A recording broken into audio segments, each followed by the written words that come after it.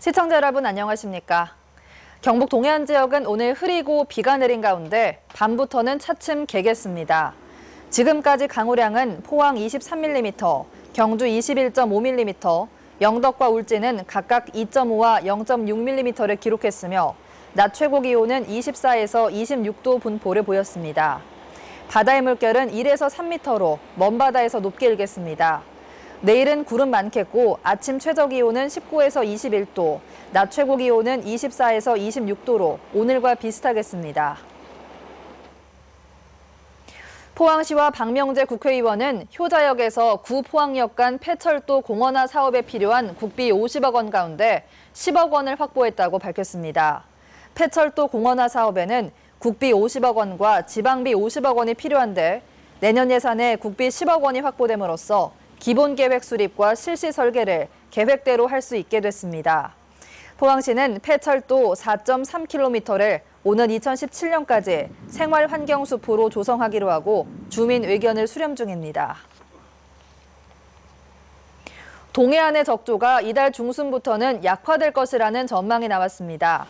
국립수산과학원은 현재 남동해 적조 생물은 평균 3,700개 채로 상황이 가장 심각했던 지난달 중순에 비해 30% 이상 감소했으며 해수 온도와 기상 여건에 따라 유동적이긴 하지만 이달 중순쯤이면 적조가 약화될 전망이라고 밝혔습니다. 이에 따라 경북 동해안에도 적조 밀도가 낮은 남해 해역의 해류가 유입되면서 적조 세력이 조만간 약화될 것으로 전망했지만 고밀도의 게릴라성 적조는 수시로 나타날 수 있다며 양식장들의 주의를 당부했습니다.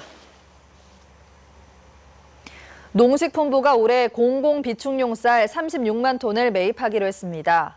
미국 종합처리장이나 건조 저장시설을 통해 매입하는 산물변은 8만 톤, 농가로부터 직접 매입하는 건조변은 28만 톤이며 매입 기간은 오는 23일부터 연말까지입니다. 공공비축 쌀 매입 가격은 수확기 산지 쌀값을 기준으로 정해지며 우선 지급금 수준은 이달 중에 결정됩니다. 경상북도는 오는 2021년까지 국비를 포함해 모두 900억 원을 들여 도내 3만 채 슬레이트 지붕을 철거하기로 했습니다. 경상북도는 한 채당 336만 원의 철거 비용을 지원해 해마다 3,000에서 4,000 채 슬레이트 지붕을 철거할 계획입니다. 경상북도는 지난 2011년 328채를 시작으로 2012년 1,300채, 2013년 2,200채, 2014년 2,700여 채의 슬레이트 지붕을 철거했고 올해도 3,100여 채를 철거할 계획입니다. 포스코가 한국능률협회 컨설팅이 선정한 한국에서 가장 일하기 좋은 기업에 8년 연속 이름을 올렸습니다.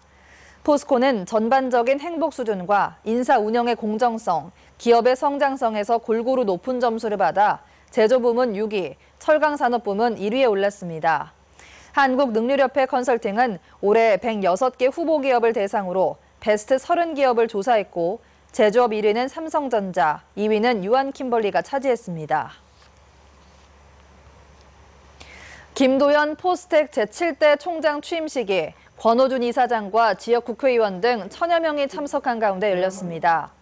김 총장은 취임사에서 포스텍을 지역 발전에 기여하는 최고 명문대학으로 발전시키고 개방적이고 도전적인 자세로 대학의 교육과 연구에 새로운 방향을 제시하는 역할을 하겠다고 밝혔습니다. 김도연 총장은 서울대 재료공학과를 졸업한 뒤 프랑스 블레즈 파스칼대에서 박사학위를 받았고 2008년 교육과학기술부 초대 장관 등을 역임했습니다. 6.25 전쟁 때 집단 살해당한 포항 국민보도연맹원들의 유가족에 대한 국가 배상 책임을 대법원이 최종 인정했습니다. 대법원 2부는 포항 국민보도연맹 유족 143명이 국가를 상대로 낸 손해배상 청구 소송 상고심에서 소송 시효가 지났다는 정부 측 주장은 권리 남용이라며 유족 승소 취지로 사건을 서울고법으로 파기환송했습니다. 정부는 6.25 전쟁을 앞두고 좌익 전향자들을 중심으로 전국적으로 국민보도연맹을 조직한 뒤 이들이 북한국과 결탁할 것을 우려해 집단 사살했는데 지난 2009년 과거사 정리위원회는 이들이 국가 공권력에 희생됐다고 결정했고 법원은 손해배상 청구 소송 1심과 2심에서 유가족에게 모두 37억 원을 지급하라고 선고한 바 있습니다. 대구고등법원 제1형사부는 업무 관련 업체 관계자에게 외상값을 대신 갚게 한 혐의 등으로 기소된 김모 전 울진군 의원에 대한 항소심에서 징역 10개월에 집행유예 2년을 선고했습니다.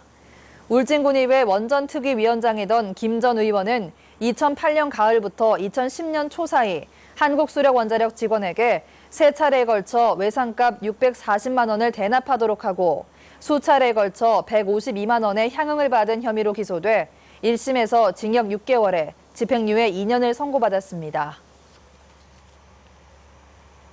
러시아 고유 격투기인 제1회 국제삼보연맹회장배 삼보대회가 오늘 포항체육관에서 열렸습니다.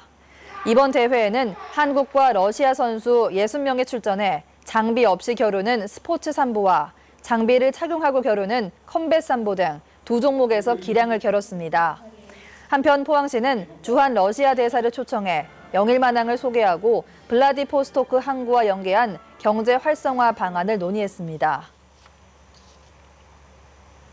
경상북도는 오늘 인도네시아 국립 가자마다 대학교에 새마을운동 연구소를 개소하고 새마을운동의 확산에 나섰습니다. 인도네시아 최고 명문 가자마다 대학교에 설립된 새마을운동 연구소는 한국의 새마을운동과 인도네시아의 대표 정신운동을 공동 연구해 지역 개발의 발전 모델을 만들게 됩니다. 한편 경상북도는 지난 2005년부터 베트남과 인도네시아의 자매결연 지역을 중심으로 소규모 새마을운동 시범마을을 만드는 등 새마을 세계화에 나서고 있습니다. 한국은행 대구 경북 본부에 따르면 지난달 대구 경북 제조업 업황지수는 57로 전달보다 3포인트 올랐습니다. 그러나 전국 제조업의 업황지수 68에 비해서는 11포인트 낮아 지역 제조업체들이 느끼는 경기가 더 나쁜 것으로 조사됐습니다. 지난달 대구 경북 비제조업 업황지수는 78로 전달보다 9포인트 올랐고 전국 업황지수 70보다도 8포인트 높습니다. 이상으로 포항 MBC 이브닝 뉴스를 마칩니다. 고맙습니다.